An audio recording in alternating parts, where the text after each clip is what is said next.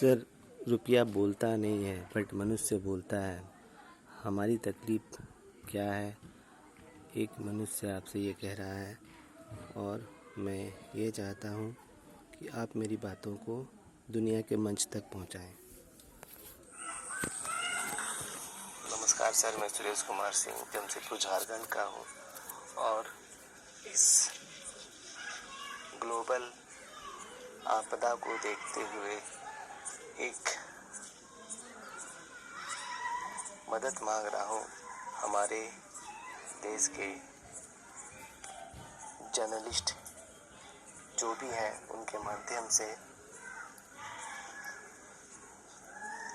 आज जो परिस्थिति उत्पन्न हो गई है लॉकडाउन के चलते, जो इकोनॉमी गिरते जा रही है हर देश का, आखिर वो हमें क्या सीख दे रही है? मेरी बातों को समझिए। और मैं ये इसलिए कह रहा हूँ ताकि मेरी इच्छा ये है कि जो भी मैं बातें आपसे कह रहा हूँ, आप मेरी बातों को दुनिया के मंच तक पहुँचाएं और लोगों के इस सोच के बारे में बताएं।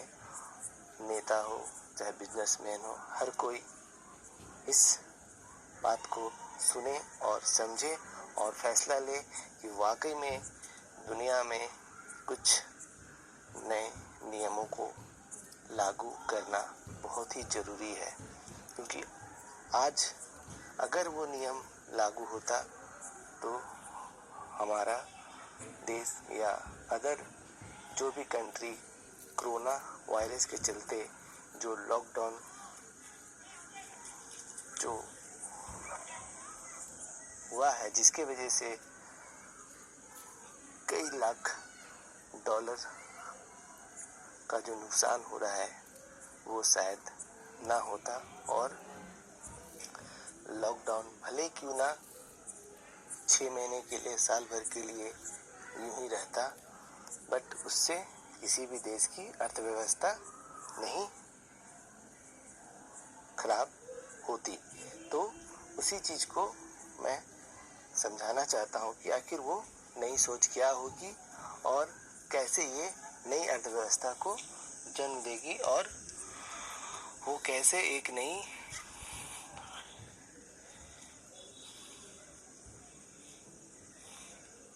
टर्निंग पॉइंट हर व्यक्ति के जीवन में आएगा, चाहे वो ग्लोबल पीपल हो चाहे हमारे देश के लोग हों। तो हमें करना क्या है?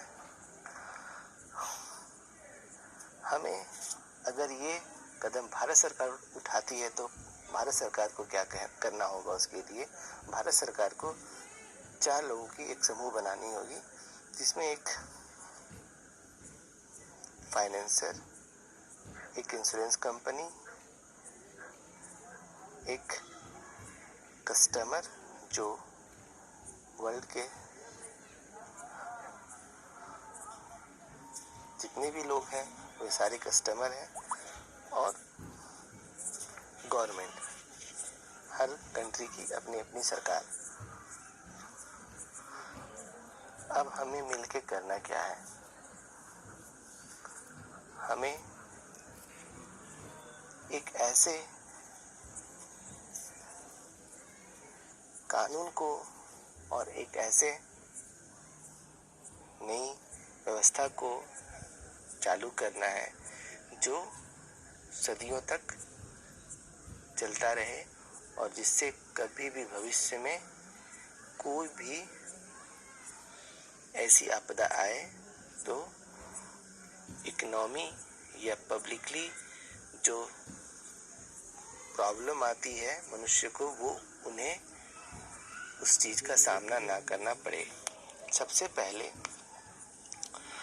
मैं कम शब्दों में आपको समझाना चाहता हूँ वो है, और वो कैसे पूरे सिस्टम को बदल देगी।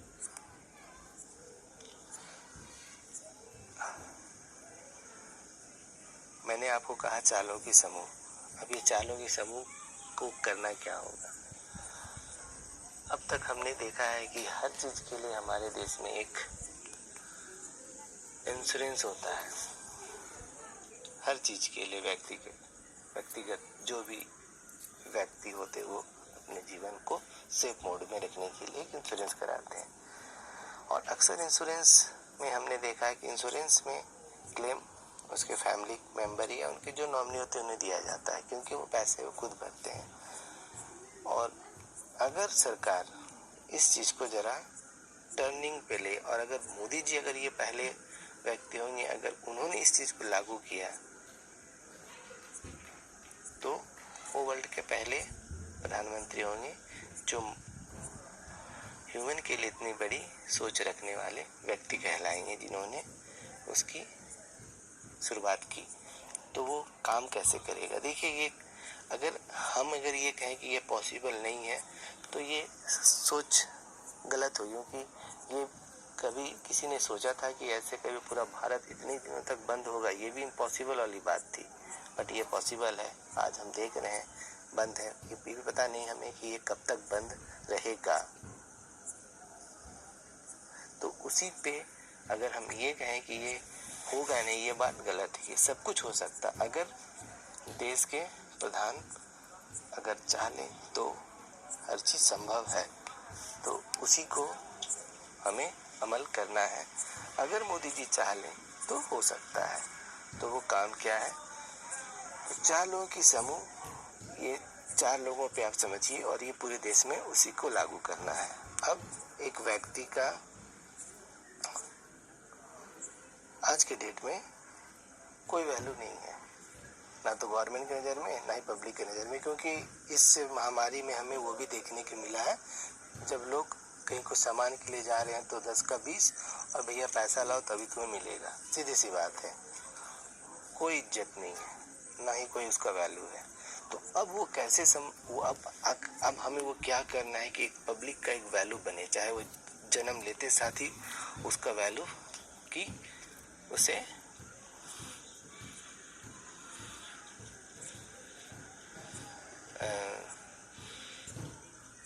पता चले कि उसका क्या वैल्यू है। तो शुरुआत सबसे पहले हमें करना है, वो कैसे संभव है। अब प्रोसेस के तौर पे अब मैंने कहा इंश्योरेंस कंपनी, फाइनेंसर और गवर्नमेंट और पब्लिक, अब ये काम कैसे करेगा। अब भारत में जो भी लोग हैं, मान लीजिए भारत में 100 लोग हैं, अब 100 लोगों को सरकार एक इंश्योरेंस, एक बीमा सबको देगी। बीमा क्या है? 10 करोड़ का एक टर्म इंश्योरेंस। और सरकार वो क्यों दे रही है वो भी ज़रा ध्यान से सुनिए। अब ये 10 करोड़ का टर्म इंश्योरेंस, कोई बच्चा जन्म लिया हुआ है उसे मिलेगा, कोई 60 साल का 80 साल का बुजुर्ग है उसे भी मिलेगा, और उसका जो प्रीमियम होगा वो एक फाइनेंसर और भारत सरकार मिलके इंश्योरेंस कंपनी को पे करेगी। और उसका जो, अगर उस व्यक्ति को या उस बच्चे को उसके जीवन काल में किसी भी तरह का दुर्घटना घटे या नेचुरल हो, चाहे कुछ भी हो जाए, कुछ भी होता है, तो वो 10 करोड़ का जो टर्म का जो वैल्यू होगा वो भारत सरकार और उस फाइनेंसर कंपनी को ही मिलेगा। तो ये आप इसे समझ लीजिए। अब इंश्योरेंस हमने कराया, फाइनेंसर और गवर्नमेंट ने पैसा दिया, तो पब्लिक को क्या उससे मिल रहा है, पब्लिक को उससे क्या मिल रहा है, अब इसे समझिए। अब जिस तरह से फाइनेंसर और गवर्नमेंट ने उसका प्रीमियम भरा, उसी तरह से फाइनेंसर कोई भी हो सकता है, देश के बड़े बड़े उद्योगपति से लेके कोई भी हो सकता है।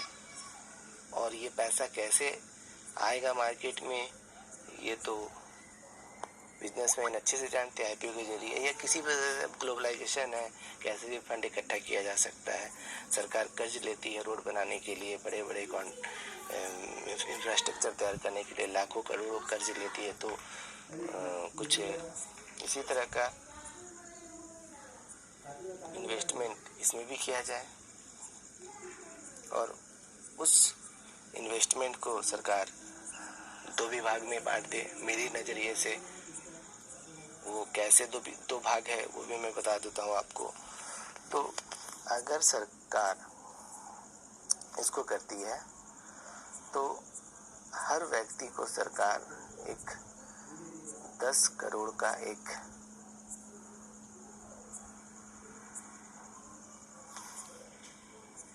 इंश्योरेंस बेच रही है और उसके अंतर्गत सरकार हर व्यक्ति को पूरे जीवन काल में 3 करोड़ देगी। अभी के कंडीशन के मुताबिक इंडिया में जो भी लोग रह रहे हैं, अब वो 3 करोड़ सरकार वन टाइम में नहीं देगी। जैसे कोई बच्चा जन्म लिया है तो उसके खाते में 5 लाख आ गए हैं, 5 लाख में वो बच्चा जन्मा, उसका हॉस्पिटल का खर्चा, दिस दैट जो भी हो, फिर वो बच्चा पढ़ रहा है, उसकी स्कूल के फी, इस तरह से उसका डिजिटल, सरकार एक डिजिटल अकाउंट देगी। डिजिटल अकाउंट में 3 अकाउंट से होगा। वो सरकार जो उससे पैसे देगी वो एक उसका वॉलेट में आएगा। सेकंड, उसका सेविंग अकाउंट, जब वो बच्चा बढ़ेगा, अगर वो खुद कमाता है, जो पैसे वो अपने मेहनत से अर्जित करेगा वो उस पे रहेगा।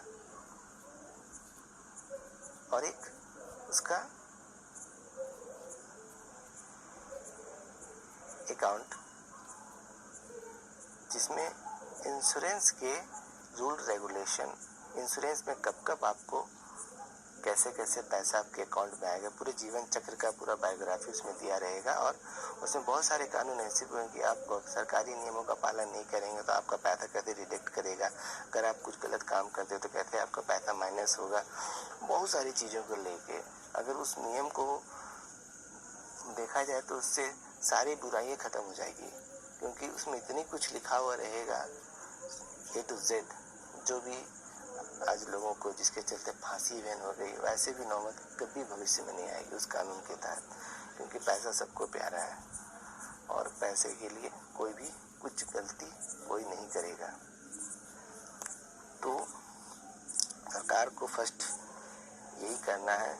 और मेरी अगर राय सरकार मानती है तो मैं तो यही कहूँगा कि सबसे पहले फेज में सरकार पूरे देश में IPO के माध्यम से जो सरकार के साथ इसमें मिल के काम करना चाहते हैं, जितने भी हो सके रकम इकट्ठा करे और उस पैसे को सरकार जिनको सरकार पहले फेज में देना चाहती है या जिनको मिल रहा है, उन लोगों को उनके अकाउंट में 25-25 लाख या 20-20 लाख दें, ताकि सरकार पहले तो जो ये तो एक अलग महामारी थी हमारे देश में, और उससे पहले हम मर रहे हैं, हमें प्रॉब्लम हो रही है ग्लोबल वार्मिंग को लेके, जिसमें ईंधन को दोषी माना जाता है कि पॉल्यूशन, गाड़ी, इन सब चीज़ों को लेके। तो हम सब, मुझे ऐसा लगता है कि सब सरकार को इंश्योरेंस अगर सरकार दे रही है तो अगर सरकार फंड दे रही है तो ज़्यादातर लोगों को पहले तो उस पैसे से सरकार ये परमिशन देगी कि आप उस पैसे से उन लोगों को, जो लोग रोज़ गाड़ी का ज़्यादा यूज करते हैं, रोज़ तेल भराते हैं, उन लोगों को सरकार 2 व्हीलर, जो लोग को लेना है 2 व्हीलर, जिन लोगों को 4 व्हीलर, और जो ऑटो हैं, जो लोगों को जनहित में सेवा देते हैं, उन लोगों को खरीदने के लिए पैसा दें। और वो खरीदते हैं तो केवल वही सामान खरीदा है जिस चीज़ के लिए उन्हें पैसा उनके वॉलेट में दिया गया है, वो इसी शोरूम में जाएंगे, उसके अलावा उससे 1 रुपया निकलेगा नहीं फिलहाल फर्स्ट फेज में। और सरकार ये देखे कि मान लीजिए सरकार ने 1 लाख करोड़ दिया है लोगों को और कई लाख लोगों को इंश्योरेंस मिल चुका है। अब जितने लोगों को सरकार ने बैटरी वाली गाड़ी दी है, उससे कितना तेल बच रहा है और उससे कितना सरकार को बचत हो रही है, तो वो बचत कैसे पता चलेगा? सरकार जिन लोगों को गाड़ी घोड़ा दी है उन लोगों को अपना एक फ़र्ज निभाना है ईमानदारी से। मान लीजिए मैं रोज़ 100 रुपये का तेल यूज़ करता हूँ, तो मुझे सरकार के दिए गए वॉलेट में 75 रुपया डालना है। पहले 30 रुपया मैं नहीं डालूँ। उसी तरह जिन लोगों का जितना खर्चा है वो उतना रुपया ईमानदारी से वॉलेट में डाल दें। पहला फेज में अगर वो ये काम को सफलतापूर्वक करते हैं तो हमें ये आकलन मिल जाएगा कि हम कितना हद तक अपने आपको विदाउट पेट्रोल वाली गाड़ी में सर्वाइवल कर सकते हैं। और इससे ये भी आकलन हो जाएगा कि हम कितना हद तक तेल को यूज नहीं कर पा रहे हैं और हमें कितना बचत हो रहा है। तो ये सरकार अगर 2 काम पहला फेज में कर ले और अगर ये पूरी तरह से हो जाता है तो सारे नियमों को सरकार फिर लागू लगाते हैं। कैसे ऐसे करके ये ग्राफ चलता रहेगा और ये कभी मंदी नहीं आएगा। कोई सरकारी राशन कार्ड, कोई बीपीएल कार्ड, किसी चीज़ की ज़रूरत नहीं, कोई रिजर्वेशन की ज़रूरत नहीं है, कोई देश में कोई कोटा नहीं रहेगा, कोई हॉस्पिटलाइजेशन के लिए कोई आयुष्मान कार्ड जैसी योजनाएं सब बेकार हो जाएगी, क्योंकि इन सब का कोई मतलब ही नहीं रहेगा। लोगों को सरकार इतने पैसे दे रही है कि वो पूरे जीवन काल में एजुकेशन से लेकर हॉस्पिटल से लेकर सारी सुविधाएं उस पैसे के माध्यम से सरकार के द्वारा जो पैसे दिए जाएंगे वो यूज कर सकते हैं। और वो इतना प्रभावशाली रहेगा कि भविष्य में टैक्सेबल भी उसी के माध्यम से पे होगा कि आप कितना खर्चा कर रहे हैं। वो डिजिटल अकाउंट आपके आधार से लिंक रहेगा और सरकार को हर चीज़ की तुरंत जानकारी मिल जाएगी, क्योंकि उसमें सरकार के द्वारा जो आपको डिजिटल अकाउंट दिया है उसमें वॉलेट में तो गवर्नमेंट पैसा दे रही है और जितनी भी सरकारी योजनाएं आपको उसके फ़ायदे मिलते हैं तो आपको वो वॉलेट से पे करना है। और एक आपका खुद का सेविंग अकाउंट रहेगा जिसमें आपके जितने भी बैंक में जहाँ तहाँ पैसा आप रखते हो वो सारे पैसे उस अकाउंट में आपको दिखेंगे। और तीसरा इंश्योरेंस पॉलिसी दिखेगा जिसमें आपको पूरी गाइडलाइन रहेगी पूरे जीवन भर में आप कब आपको वो पैसा मिलेगा और किस किस रूप में मिलेगा और कैसे कैसे आप उसको यूज कर सकते हैं। और उसमें उसकी गाइडलाइन भी बताई गई कि अगर आप उन नियमों को तोड़ते हैं तो आपको कैसे उसका पैसा माइनस होके अगले के खाते में चला जाएगा जिसको आप किसी भी तरह का नुकसान पहुंचाते हैं। तो मैं आशा करता हूं कि इस बात को देश के जितने भी जर्नलिस्ट हैं वे मोदी जी तक पहुंचाएं और हमें एक सीख मिलता है कि नई सोच को चालू करने में। और मैं आशा करता हूं कि आप लोगों को ये सुझाव अच्छे लगे। नमस्ते सर।